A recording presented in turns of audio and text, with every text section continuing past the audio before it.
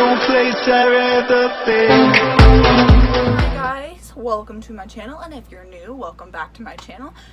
Today I am going to give you guys the story on my high-risk pregnancy and kind of a little bit on my NICU experience. Before we start, I'm going to get thirsty, so. Ooh, long story, guys. Okay, so it started off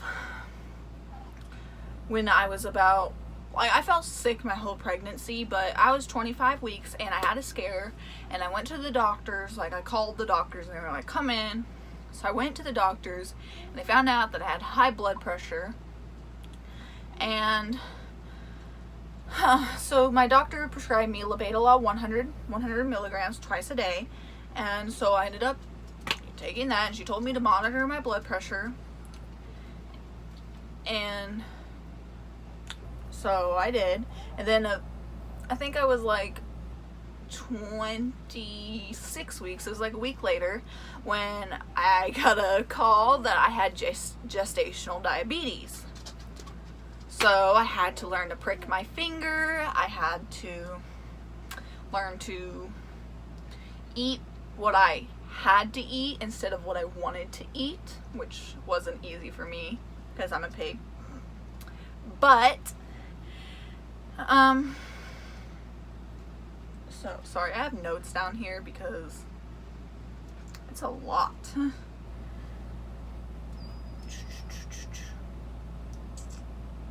So my blood pressure kept rising, and I went back to my doctors, and the blood pressure was getting worse. So she then prescribed me labetalol 200 twice a day to hope that that would solve the problem.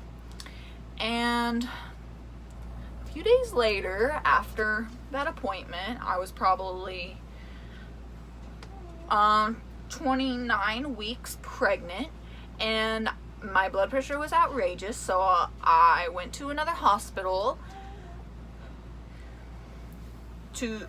for high blood pressure, and they said that they were going to test me for preeclampsia, which, if you don't know what preeclampsia is, it's pretty much it could be fatal for you or your baby. You could end up having a stillbirth, and a stillbirth is where the baby comes out not breathing,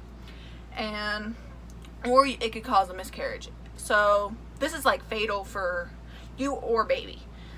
So I had preeclampsia symptoms, and high blood pressure is like the biggest symptom, and I kept reading up on preeclampsia, and I do not suggest reading up on anything, but I did, and it scared me. So I went to the hospital and I told them that I thought I had preeclampsia, and they tested me. And I forgot to mention that my doctor had tested me as well, but her results didn't come in. So I ended up going to the hospital because I knew they had immediate results. They told me that I did not have preeclampsia. The test ended up coming out negative and sent me home. Well, I was getting worse, and I was getting dizzy, and I just couldn't get out of bed. And so I ended up going to the hospital about a few days later, and I told them, look, I got these symptoms, and I think your test is just really wrong. Like, is there any other tests you could do to figure out what's going on with me? Like, my family members are concerned, and I have a family member who has a nursing degree, and she's thinking there's something up, and I'm thinking there's something up, and everyone is just worried about me, and I'm worried about myself, and I'm worried about Reese. So I'm just like, you guys literally need to figure out what's going on. So they said that they weren't going to test me again because they had tested me a few days ago, and since they tested me a few days ago, the test wouldn't come up any differently. So I was like, well, that's BS. Sorry guys, let me go handle him really quick.